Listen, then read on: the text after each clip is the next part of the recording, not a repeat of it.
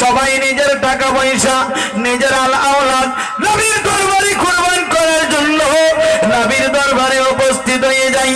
এমত অবস্থায় মদিনা শরীফে চতুর্দিকে হাহাকার চলছে, নবীর পক্ষে কে যাবে?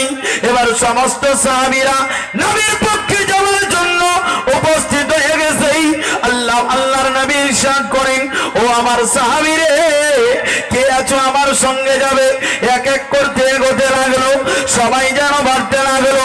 এমন অবস্থায় একজন মহিলা সাদা শাড়ি পরে, সাদা পোশাক পরে, নিজের বুকের মধ্যে 6 মাসের একটি শিশু সন্তানকে নিয়ে নবীর দিকে এগোতে লাগলো।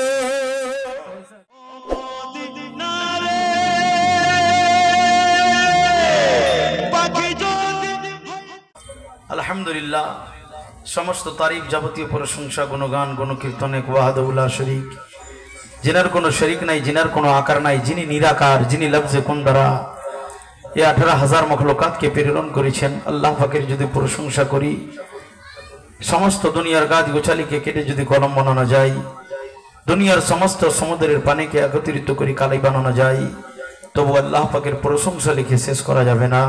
পাক কোরআনের ভাষায় বলুন আলহামদুলিল্লাহ। যে আল্লাহ পাক রব্বুল আলামিন আমাদেরকে কত সুবর্ণ সুযোগ দান করেছেন।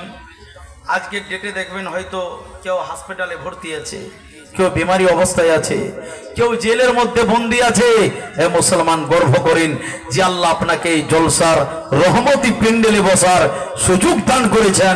একবার শুকরিয়া জ্ঞাপন করে উচ্চ রবে জবান খুলে বলুন আলহামদুলিল্লাহ। এটা চিৎকার করে বলেন আলহামদুলিল্লাহ। তারপরে পরে আমার নবী, আপনার নবী, তথা সারা বিশ্বের নবী, নবীদের নবী, মামিনাল লাল মুরুল দুলাল, তাজদারে মদিনা আহমদে মুজতবা মোহাম্মদ মুস্তাফা সাল্লাল্লাহু আলাইহি সাল্লাম, ওনার পরে হাজার হাজার দরুদ ও সালামের ধারা অবতীর্ণ হোক, উদ্ভাসিত হোক, অর্পিত হোক, বর্ষিত হোক। সকলে মিলে উচ্চ রবে বলি আল্লাহুম্মা আমিন। একটু জোরে বলেন আল্লাহুম্মা আমিন। আচ্ছা, আপনারা এখানে এসেছেন, আমিও আপনাদের সামনে উপস্থিত হয়েছি। আমিও আপনাদের থেকে নতুন, আর আপনারাও আমার কাছে নতুন। আমি আপনাদের জলসায় উপস্থিত হয়েছি, আপনারা খুশি না বেজার? চিৎকার করে বলেন খুশি না বেজার? হলো না? একটু হাত তুলে বলেন কারা কারা বেজার। বাবারে বাবা, কেউ হাত তুলে? চালাক এখানকার লোক। মাশাআল্লাহ, সবাই খুশি নাকি? আলহামদুলিল্লাহ, আলহামদুলিল্লাহ। তাহলে একটু বক্তব্যকে এগিয়ে নিয়ে যাই। আল্লাহ পবিত্র কোরআন সূরা রহমান ইরশাদ করছেন, ওয়ালিমান খাফা মাকামা রাব্বিহি জান্নাতান ফাবিআইয়ি আলাই রাব্বিকুমা তুকাজ্জিবান। ওরা যারা আল্লাহর সামনে দাঁড়ানো থেকে ভয় করলো, আল্লাহ পাক তাদের জন্য দুটি বাগিচা তৈরি করে রেখেছে। জোরে বলে সুবহানাল্লাহ, সুবহানাল্লাহ। अल्लाह के सामने से जो खड़े होने से डर गया, अल्लाह उसके लिए तो बाग बना के रखा है। ये बाग दुनियार कोनो बाग नय, पृथ्वीर कोनो बागिचा नय।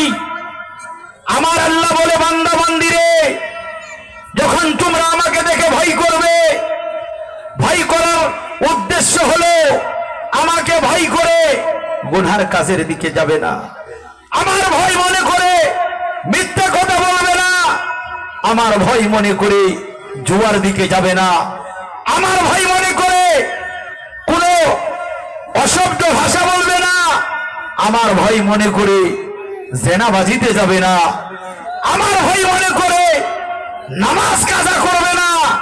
আমার আল্লাহ বলছেন তার জন্য আমি দুটি বাগিচা তৈরি রেখেছি।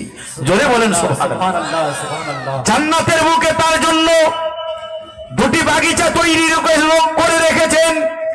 এই বাগিচা, এই বাগান কিরকম হবে? আল্লাহ বলছেন, বান্দারে, ওই জান্নাতের বাগিচার পানি কোন বান্দা যদি একবার খেয়ে নেয়, পানি পান করে নেয়, তাকে কিয়ামত অবধি পিপাসা লাগবে না। জোরে বলে। আচ্ছা, জলসায় বসেছেন কার ভয়ে? কথা বলেন, কার ভয়ে? শুনলে লাভ হবে না লস? লাভ হবে না। আমি তো কিছু খাওয়াতে পারবো না ভাই, বিরিয়ানি আর কি বলে আরো আদার্স যেগুলো আছে, কিন্তু আপনি বসেছেন এখানে, আপনাকে আল্লাহ পাক রব্বুল আলামিনের নেকি প্রদান করে দিতে পারবো। জোরে বলেন সুবহানাল্লাহ। কেমন করে? আপনি এখানে বসে বসে সুবহানাল্লাহ মাশাআল্লাহ বলবেন, কান খাড়া করে ওয়াজ শুনবেন, যতক্ষণ অবধি বসে থাকবেন সুবহানাল্লাহ বলবেন, আপনার নামায় আমলে নেকি পরিপূর্ণ হবে। বলেন সুবহানাল্লাহ। সুবহানাল্লাহ সুবহানাল্লাহ। মুকাশিফাতুল কুলুবের মধ্যে লিখেছেন আল্লামা ইমাম গেজালি রাহমাতুল্লাহ আলাইহি, হে জগৎবাসীরা, হে আল্লাহর বান্দা বান্দি, যেই জায়গাতে আল্লাহ আল্লাহর রাসূলের প্রশংসা হয়, ওই জায়গাটা যেমন জায়গা নয়, ওই জায়গাটা রিয়াজুল জান্নাহ বলে ঘোষণা করেছে। সুবহানাল্লাহ সুবহানাল্লাহ। কি বলে? রিয়াজুল জান্নাহ মানে জান্নাতের একটি কিয়ারি বলে ঘোষণা করেছে। হে আমার আব্বাজি সোনা মানিকেরা, এই জায়গাটা যেমন তেমন জায়গা নয়। হাদিস প্রমাণ করে যেই জায়গাতে যাবে, কোন গাছের গোড়ায় গিয়ে তুমি যদি আল্লাহ পাকের তাসবিহ বায়ান করে দাও, তাসবিহ পাঠ করে দাও, ওই বৃক্ষ ওই গাছ কিয়ামতের দিন তোমার জন্য আল্লাহর দরবারে সাক্ষী দেবে। সুবহানাল্লাহ। এই মাটিতে বসে বসে আপনারা নবীর উপরে দরুদ পাঠ করেন, সুবহানাল্লাহ পড়েন, কিয়ামতের দিন আল্লাহ পাক রব্বুল আলামিন আপনাদের যখন হিসাব নেবে, যদি আপনারা আমলবিহীন আল্লাহর দরবারে দ্বারস্থ হন, আমার আল্লাহ পাক আল্লাহ তাআলা যদি আপনাকে জাহান্নামের দিকে দিয়ে দেয়, এই জলসার মাটি আল্লাহর দরবারে সাক্ষী দেবে, আল্লাহ আপনার বান্দা বান্দিরা, দীপনগর গ্রামবাসীরা, ওই রহমতপুরের মানুষেরা, ওই রহমতপুর গ্রামে অমুক তারিখে জলসা হয়েছিল, আল্লাহ তোমার বান্দা বান্দিরা বসে তোমার আলোচনা, তোমার নবীর আলোচনা শুনতেছিল, ও রব্বুল আলামিন আল্লাহ গো তাদের গুনাহ ক্ষমা করে দাও। কারণ যে আল্লাহর পবিত্র কোরআন বলছেন, ওয়া মান ইয়ামাল মিসকালা যাররাতিন খাইরান ইয়ারা, কিয়ামতের দিন তোমাকে যাররা যাররা কাতরা কাতরার হিসাব দিতে হবে। ওই আমার বন্ধুরে ভুলে যেও না, দুনিয়ার বুকে যা আপনি সঞ্চয় করবেন, যা কমাই করবেন, আমার আল্লাহর দরবারে আপনাকে সাক্ষী, আপনার জমা দিতে হবে, আপনাকে হিসাব দিতে হবে। আপনি যখন হিসাবের মাঠে যাবেন, ও যুবক, আপনি মিথ্যা কথা বলতে চাইবেন, আপনার হাত বলে যাবে। আজকে জলসা এসে নানা রকম দোকান বাজারে ঘুরে বাড়িতে যাবে, কিয়ামতের দিন যখন আপনার কাছে হিসাব নেবে, এই বান্দা জলসায় গেছিলি, জলসা শুনেছিলি, তো আপনার জবানটা বলবে যে মিথ্যা কথা বলে পেরিয়ে যাব, কিন্তু পা বলবে আল্লাহ আমাকে নেকির কাজের দিয়ে নিয়ে, মানে নেকির কাজের দিকে নিয়ে গেছিল ঠিক, কিন্তু জলসায় বসেনি, ও চলে এসেছিল পাপড় পেঁয়াজ লোলা খেয়ে। তখন আপনার কি হবে হিসাব? কথা বুঝেছেন বাপ? আমরা এখনো বুঝিনি। আজি জানি মহতারাম, আমরা বুঝিও বুঝি না, শুনেও শুনি না। আমাদের ইমানটা সেই রকম করতে হবে যেন সব সময় আল্লাহর ভয় হয়, রাসূলুল্লাহর মহব্বত হয়। আজি জানি মহতারাম, রাসূলুল্লাহর মহব্বতের কথা যদি আপনার মনে থাকে, আপনার হৃদয়ে ভরা থাকে, আপনাকে কোনো বেঈমান আপনার ইমানকে নষ্ট করতে পারবে না। জোরে বলেন সুবহানাল্লাহ। জঙ্গে বদরের সময় আমার নবী, আপনার নবী এলান করতে লাগলেন, কে আছো গো আমার সঙ্গে যুদ্ধের ময়দানে যাবে?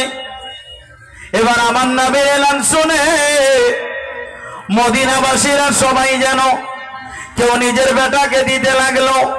যারা বৃদ্ধা সাহাবী, যারা কিছু দিতে পারে না, তারা নিজের মালমাতাকে দিতে লাগলো। এমন করতে করতে সবাই নিজের টাকা পয়সা, নিজের আওলাদ নবীর দরবারে কুরবান করার জন্য নবীর দরবারে উপস্থিত হয়ে যায়। এমত অবস্থায় মদিনা শরীফে চতুর্দিকে হাহাকার চলছে, নবীর পক্ষে কে যাবে? এবার সমস্ত সাহাবীরা নবীর পক্ষে যাওয়ার জন্য উপস্থিত হয়ে গেছে। আল্লাহর নবী ইরশাদ করেন, ও আমার সাহাবীরে, কে আছো আমার সঙ্গে যাবে? এক এক করতে এগোতে লাগলো, সবাই যেন বাড়তে লাগলো।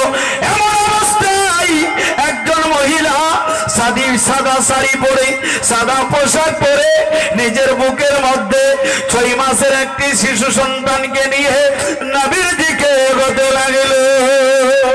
সুবহানাল্লাহ, সুবহানাল্লাহ। এবার সাহাবীরা দেখে অবাক হয়ে গেল, আর দেখার পর বলতে লাগলো, ওগো আল্লাহর নবী, ও আল্লাহর নবী, ওই মহিলাটা আপনার দিকে আসছে, সে তো সাদা শাড়ি পরে আসছে। ও নবীজি, এই মহিলার কি কাজ রয়েছে? আমার দয়ার নবী মুস্তাফা সাল্লাল্লাহু আলাইহি সাল্লাম বলতে লাগলেন, ও সাহাবীরা, আসতে দাও। সে নিজের ব্যাখ্যা প্রশ্ন করবে, সে নিজের মনের বেদনা বলবে। ওই মহিলাটা আস্তে আস্তে করে যখন নিকটবর্তী আসলো, আসার পর বলতে লাগলো, আকা ইয়া রাসূলুল্লাহ, ইয়া হাবিবাল্লাহ, নবী গো, আপনি মদিনা শরীফে যেমন এলান করেছেন সবাই যেন নিজের টাকা পয়সা জমা করে নিজের ছেলেদেরকে দেয়, যারা যুদ্ধে যেতে পারবে না টাকা পয়সা দেয়, ওই টাকা পয়সা দিয়ে যুদ্ধের সামান কেনা হবে। আমি একা মহিলা, আমার স্বামী নাই, স্বামী মারা গেছে। নবী গো, আমার মনের সাথ কিয়ামতের দিন যখন শহীদের আম্মা করে ডাকবে, শহীদের বিবি বলে ডাকবে, ওই শহীদের লিস্টে যেন আমি আমার নাম হয়ে যাই। বলে, কেমন করে তুমি যুদ্ধ করবে? তোমার কাছে তো কিছু নাই। ওই মহিলাটা বলতে লাগলেন, আকা ইয়া রাসূলুল্লাহ, আমার 6 মাসের বাচ্চাটাকে নিয়েছি। আমার নবী বললেন, বেটি, এই বাচ্চাটা তোমার তো তীর তরবারি বললাম কিছু চালাতে পারবে না। ওই মহিলাটা বলতে লাগলো, আকা ইয়া রাসূলুল্লাহ, নবী গো, তীর তরবারি কিছু চালাতে পারবে না, কিন্তু আমার বাচ্চার মধ্যে একটি খাসলত আছে। এবার বলতে লাগলেন, আমার দয়ার নবী, বলো বেটি, তোমার বাচ্চার মধ্যে কি খাসলত রয়েছে? ওই মহিলাটা বলতে লাগলো, নবী হাবিব গো, আমার বাচ্চাটা কেউ যদি বুকে নাই, আমার বাচ্চাটাকে কেউ যদি চুম্বন দেয়, আমার বাচ্চাটা তার গলার মধ্যে জড়িয়ে ধরে, নবীজি আমার বাচ্চাটা আপনার কাজ দেবে। আমার নবী বলতে লাগলেন, বেটিরে বুঝতে পারলাম না কি বলতে চাই, খুলে বলো। এবার ওই মহিলা বলতে লাগলেন, আকা ইয়া রাসূলুল্লাহ, ইয়া হাবিবাল্লাহ, নবী, আপনি যখন যুদ্ধের ময়দানে যাবেন, বেঈমানরা আপনার উপরে তীর চালাবে, গোনাবে, বেঈমানরা আপনার উপরে আক্রমণ করবে। আমার বাচ্চাকে আপনি বুকের দিকে ধরে নেবেন, বেঈমানদের তীর যখন আসবে আমার বাচ্চার মুখে চুম্বন দিবেন, বাচ্চাটা আপনার দিকে গড়িয়ে ধরবে। নবী, আপনার উপরে তীর লাগার আগে আমার বাচ্চার যেন তীর লাগে। এরকম জজবা, এমন মোহাব্বত। এখানে তো তীর খাওয়ার কথা বলি না ভাই, জলসা শোনার কথা বলি। খাওয়া দাওয়া করে মাংস টাংস নিয়ে পেট শান্তি করে এসে বসেন, একটু শোনেন, ইমান তাজা হবে। তাও তো হয় না নাকি? আজি জানি মহতারাম নিয়ে আসতে পারবেন এমন একটি আপনি মিসাল, যে এইরকম আজকের যুগে কেউ যদি চাই নবীর নামে নিজের জান দিতে হবে, আগে বলবে লাব্বাইক ইয়া রাসূলুল্লাহ, পিছন দিকে মাথাটা টেনে এমন বাড়াবে যে ওকে খুঁজে পাওয়া যাবে না। আজি জানে মহতারাম, কিন্তু এখনো আছে, না থাকলে পৃথিবী চলবে না, না থাকলে দুনিয়ার নিজাম চলবে না। আছে এখনো আমার নবী পাকের চাহনেওয়ালা, মাননেওয়ালা, মোহাব্বতকারী এখনো জিন্দা আছে। জোরে বলে